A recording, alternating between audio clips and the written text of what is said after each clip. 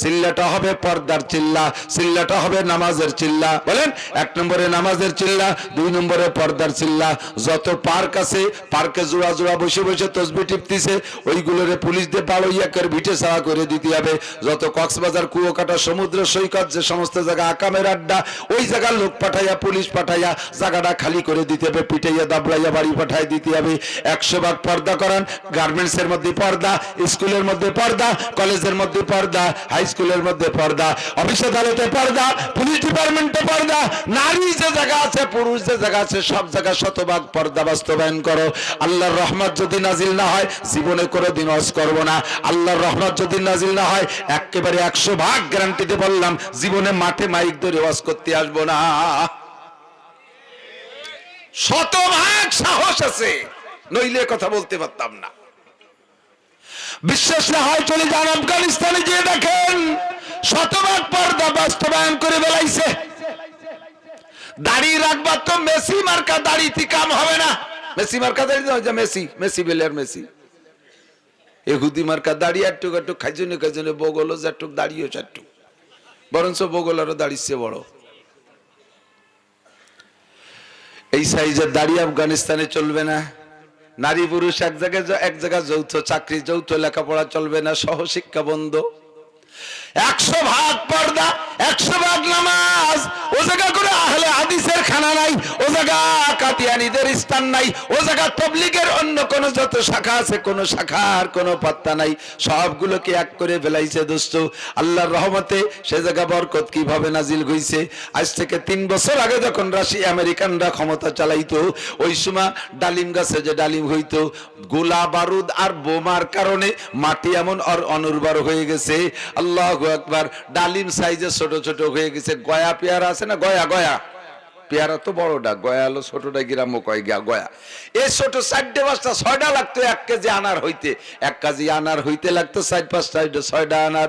আর এখন সেই গাছই রয়ে গেছে, শুধু হুকুমত পাল্টাই দিয়েছে, কোরআনের আইন বাস্তবায়ন করে বেলাইছে।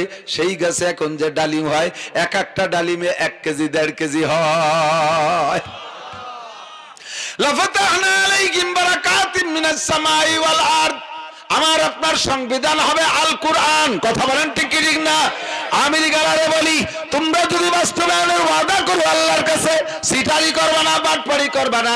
নির্বাচনের সময় এসে দেখলাম, আরে আপনাদের এই পাশে আমি কোন এক জায়গায় ছিলাম, একবার উপজেলার নির্বাচনের সময় হিন্দু একজন প্রার্থী, কোন সিটিতে আমি জানি না, তার উপরে যাব, মাটির উপরে যত বোঝা উঠে দাও, কোনোদিন বিরক্ত বোধ করে না।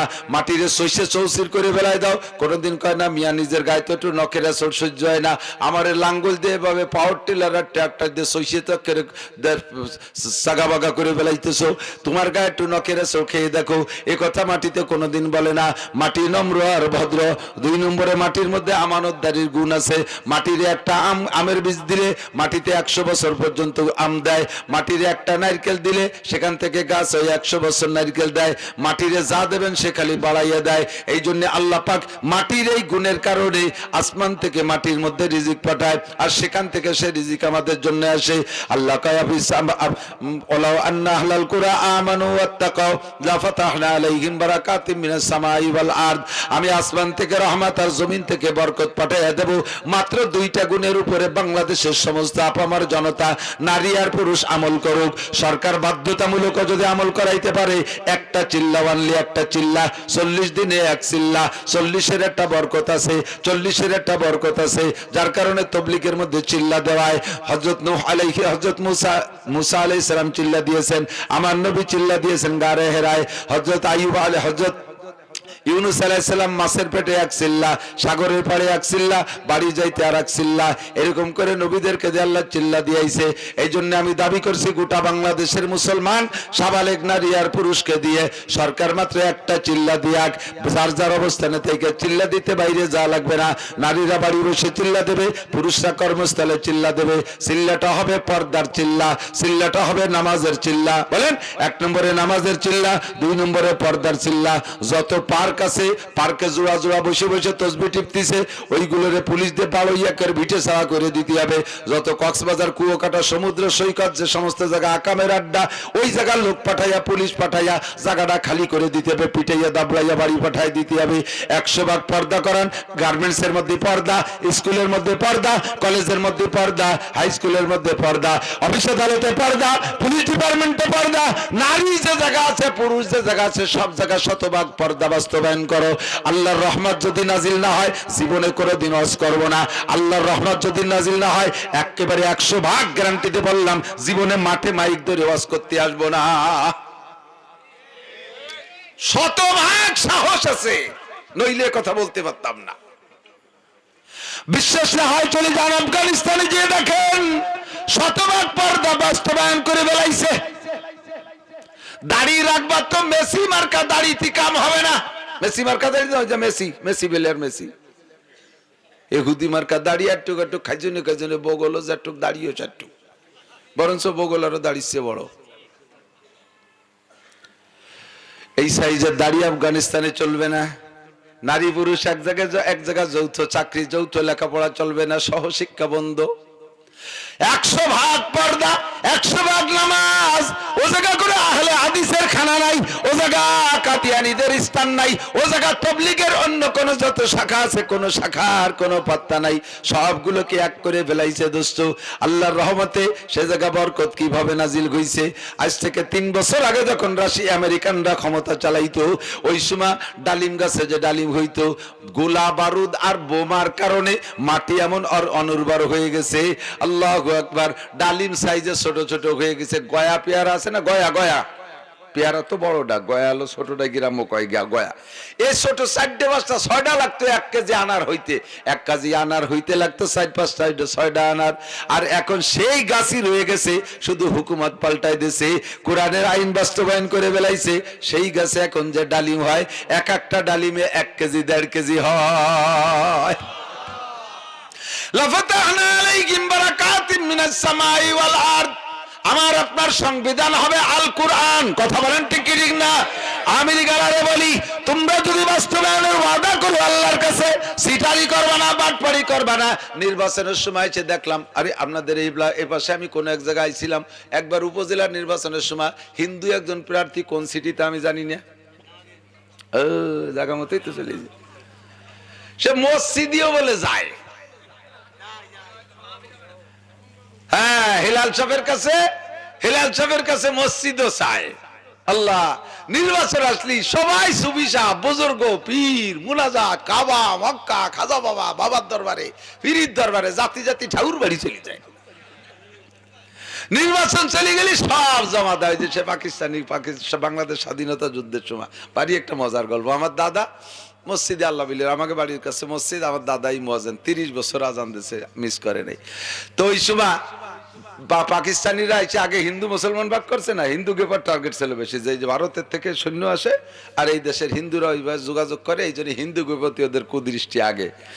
আর হিন্দুকে সাথে যারা নাচছে তাকে মারছে। তাই সে আগে হিন্দু মুসলমান, সালা মুসলমান হয় কলমা পড় सकता है। মুসলমান যদি কলেমা পড়তে পারছে তারা ছেড়ে দিয়েছে, যেটা কলেমা পড়তে পারে নাই হিন্দু বলে শুট করে দিয়েছে।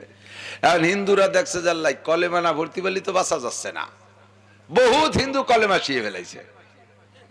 মুরব্বীরা কন না কে, ঠিক কইছি না মিথ্যে কথা কই নাই? বহুত হিন্দু কলেমা পড়িয়ে ফেলাইছে। এখন মুসলমানদের মধ্যে তো একদল পাকিস্তানপন্থী ছিল, তারা এবার ওই পাকিস্তানি সৈনিককে কইছে, স্যার হাজার হাজার হিন্দুরা কলেমা পড়িয়ে পড়িয়ে বেঁচে যাচ্ছে, হাজার হাজার হিন্দুরা খালি কলেমা পড়িয়ে বেঁচে যাচ্ছে, এখন কি করা যায়? কয় যে তাহলে মেডিকেল করতে হবে। মেডিকেলে ধরা পড়িয়েছে, এত তাড়াতাড়ি আজাম কাবদার পাবে কোন জায়গা মেডিকেলে সাইজ হতি। এখন ওরা চিন্তা হচ্ছে আল্লাহ, মেডিকেলে নামলি তো ধরা খেয়ে যাবে, তালি বাসার কি উপায়? কাল তালি বাসার উপায় হলো টুপি পাগড়ি জামা জুব্ব পরে মসজিদে গেলি তাকে মেডিকেল করে না, নামাজ পড়লি মেডিকেল করে না। আল্লাহ, এইভাবে আমাকে এলাকার 2 মাস্টার আমার দাদার এসে, যেটা তোমাকে বাড়ির ধারে থাই, এই গুলি ফুলি মারিয়ে ফেললি কি তোমরা খুশি হও নাকি? এত তাড়াতাড়ি আজাম কাবদার বুড়ো বয়সে এই কি এটা বিধি কিস্তির মধ্যে ফেলাই দিল, এমনকি এই মেডিকেলে সাইজ হওয়া সম্ভব নাকি? তুমি একটা টুপি দাও, একটা পাঞ্জাবি দাও। আমার দাদা 2 বাপ বেটারে 2টা টুপি 2টা পাঞ্জাবি দিয়েছে। আর রীতিমতো দাদার সাথে মসজিদে যে নামাজ পড়ে, মাস্টার মানুষ তো বেরেন আছে, আজানও দেয়। বাস পাকিস্তানি সৈনিক এসে দেখতে মুয়াজ্জিন আজান দিচ্ছে, অথচ হিন্দু। 9 মাসের পর তো 1 মাস তো জয় জমেলেছে, লাস্টের 8 মাস আমাকে মসজিদে নামাজ পড়ছে, আজান দিচ্ছে, দাদার সাথে নফল রোজাও থাকতো, তাহাজ্জুদ পড়ছে, মসজিদে রাত কাটাতো। 8-9 মাস পরে যখন বাংলাদেশ স্বাধীন হয়ে গেল, সাথে সাথে ওই 2 বাপ বেটা আমার দাদার কাছে টুপি 2টি আগে জমা দিছে, যেটা এই যে নাও টুপি নাও। কি তোরা মুসলমান না? হ্যাঁ আমরা মুসলমান, আমরা মোমেন না, আমরা মুসলমান মোমেন না। গুলির ভয়তে আর শুট হয়ে যাওয়ার ভয়তে নামাজ পড়ছি, তোমার আল্লাহকে বিশ্বাস করে পড়ি নাই, সব জমা দিতে এটি ছিঁড়ে গেছে। আল্লাহু আকবার। তো বাহানা কুয়ারা বাদ দাও, নির্বাচনের সময় টুপি পরো, নির্বাচন চলে গেলে টুপিটা জমা দিয়ে থুয়ে যেই সেই কর্মকারের লোহা। কর্মকারের লোহার আওয়াজ শুনছেন না? গেছেন কামারের দোকানে? আমার বাড়ি সপ্তাহ আছে দাউকাছি কোনটা করিল, মাঝে মাঝে যাই, তো কর্মকারের লোহা পিটানোর শব্দরে আমি মিলেই যে কি কয়। তো একজন হলো ওই যে কাঁসাই দিয়ে 5 কেজি হ্যামার দিয়ে বাড়ি, ওই না দাঁড়াইয়ে, আর আসল কর্মকার ছোট্ট একটা বাড়ি দেয়, 2টে মিলে শব্দ কিরম হয়, যেই সেই। তারপরে লোহাই কয় কাঁসাই দিয়ে বাড়ো আর ভাষা বাড়োই বাড়ো, আমি লোহাই, আমি কোনোদিন শোনা হব না, যেই সেই। তাই বাড়ি অনু দেখি আমি চিন্তা করতাম যে দাঁড়ানওয়ালার বাড়িতে তো লম্বা হয়ে যায়, 5 কেজি দিয়ে মারে, ওর বাড়িতে লোহা লম্বা হয় বড়ে বালে, তো ওই বসাজন টুহা একটা বাড়ি দেয়, ও দেয় কে, ওর বাড়িতে তো কিচ্ছু হয় না। পরে টের পেলাম যে ওর বাড়ি ডালো জায়গা চিনে দেয়, এই জায়গা দাও, এই জায়গা দাও, ও জায়গা চিনে। তো 2টে মিলে যেই সেই। নির্বাচন চলে গেলে যেই সেই। ना नमाज है ना रोजा ना जाकात ना हज, तो फिर खुशी के बात क्या कोई जेड है ना जज। কাজেই সব ভঙ্গি কুয়ারা আল্লাহ দেখতে দেখতে স্বাধীনের পরে 55 বছর পর্যন্ত সব সিটার বাটপারকে দেখতে দেখতে আল্লাহ পাক রব্বুল আলামিন একটা খেলা দেখাই দিয়েছে, কথা ঠিক ঠিক না? তাই বলে অন্য দলরা খুশিতে লাফাইও না, ও দলরে আল্লাহ এত বড় দল হওয়া পরেও যদি হারাই দিতে পারে, তোমরা ছোট দল হইয়া বেশি ফেলাইও না, তোমাকে হারাইতে পারে তার চেয়ে বেইজ্জতি করে, ঠিক কি ঠিক না? কন্ট্রোল হয়ে যাও, সতর্ক হয়ে যাও, সাবধান হয়ে যাও। এক দলকে দিয়ে আল্লাহ তাআলা আরেক দলকে শিক্ষা দেয়, ফাতাবিরু ইয়া উলিল আবসার, আরবিতে বলে আস-সাইয়্যিদু মা ওয়াইযা বিগাইরিহি, বুদ্ধিমান জ্ঞানী ওই ব্যক্তি যে আরেকজনকে দেখে শিক্ষা গ্রহণ করে, আরেকজনের বিপদ দেখে শিক্ষা গ্রহণ করে। কিন্তু আমরা তা করতেছি না, বিপদে ভেলাই দিয়ে তাদের উপর যে আরো অন্যায় আমরা বাড়াই যাচ্ছি। ছাড়া পাবা না কেউ, ধরা খাবার সাবধান, সতর্ক হয়ে যাও, বেশি বাড়াবাড়ি মতো করা যাবে, কথা বলেন ঠিক কি ঠিক না? তাহলে দেশে কোরআনী সংবিধান হইলে নামাজ বাস্তবায়ন হতো, কোরআনী সংবিধান হইলে রোজা রাখাই লাগতো। রমজান মাসের দোকান রে, ওর বাবা বহু ল্যাংটারে ছাড়িয়ে দেয়, দোকান রে পর্দা দেশে, দোকান রে খেতাই দিয়ে ঘিরে দেয়, দেখতেন না? মশারি টানাই দেশে, ওর দোকানের খুব লজ্জা হচ্ছে, বউরে আদা ল্যাংটা করে ছাড়িয়ে দিয়ে দোকান রে বোরকা ভরাইছে, তার মধ্যে কয় সুসুও বিড়ি খাও, বুঝতে সে তলে যাইয়ে তার মধ্যে সার বিড়ি খায় দিনের বেলা। কার বয়তে খাও, কার বয়তে খেতা টানাইছো? মানুষে দেখবে সেই বয়তে, মানুষে দেখলি কি বা না দেখলি বা কি, যার দেখা দরকার সে কি খেতার ফাঁক দিয়ে দেখতে পারে কি পারে না? পারে কি পারে না?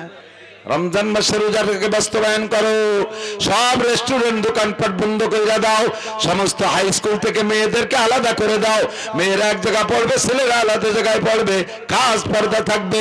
বিশ্ববিদ্যালয়ে মেয়ে পড়বে, মেয়েদের বিশ্ববিদ্যালয়ে এক জায়গা, ছেলেদেরটা আলাদা করে দাও। এমন করে গার্মেন্টস এর মধ্যে ভাগ করে দাও, পর্দা বাস্তবায়ন করো, আল্লাহর কোরআনী হুকুমত বাস্তবায়ন করো। যদি রহমত নাজিল না হয়, আমি 40 দিনের একটা মেয়াদ দিলাম, এই এক চিল্লার ভিতরে যদি জগতের অবস্থা পরিবর্তন না হয়, জীবনে কোনোদিন ওয়াজের মাঠে আসবো না। আমার আল্লাহ কালা ফাতাহনা আলাইহিম বারাকাতিম মিনাস সামাই ওয়াল আরদ, আসমান জমিন থেকে রহমত আর বরকতের দরজা খুলে দেব। সরকারের কাছে দাবি থাকলো, এদিক তাকান, এবার সরকার যদি এটা বাস্তবায়ন না করে সাংবিধানিক ভাবে, তাহলে কি আমরা নামাজ পড়বো না? কথা বলেন, পড়বো না? আমাদের এই ডক্টর ইউনূস সাহেব বড় সরকার না আল্লাহ? ফিরাউন বড় সরকার না আল্লাহ? নমরুদ বড় সরকার না আল্লাহ? কারুন হামান বলো না আল্লাহ, আরে দুনিয়ার রাজা বাদশা বলো না আল্লাহ। রাজা বাদশার দুলাইতে লাঠির ভয়তে নামাজ পড়বা, সেই ভয়তে রোজা রাখবা, আল্লাহর হুকুমে কেন রাখবা না? আল্লাহর হুকুমে কেন নামাজ পড়বা না? আল্লাহু আকবার। চলে আসো, আমার কোরআনে কারীম আল্লাহ পাক রব্বুল আলামিন শুধু নামাজের জন্য পাঠায় নাই, শুধু রোজার জন্য পাঠায় নাই, শুধু রমজান মাসে তিলাওয়াতের জন্য পাঠায় নাই।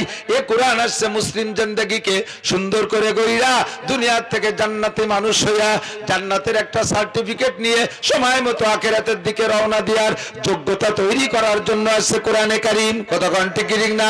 ব্যক্তি জীবন গড়বা, পারিবারিক জীবন গড়বা কোরআন দেখে, সামাজিক জীবন গড়বা, অর্থনৈতিক জীবন গড়বা, রাজনৈতিক জীবন গড়বা, আন্তর্জাতিক জীবন গড়বা। 6টা জীবন কোরআন থেকে যদি গড়ে আসতে পারো, তাহলে তোমার জন্য দুনিয়াও শান্তি, আখিরাতেও শান্তি, শান্তির আর অভাব নাই। ঠিক কি ঠিক না?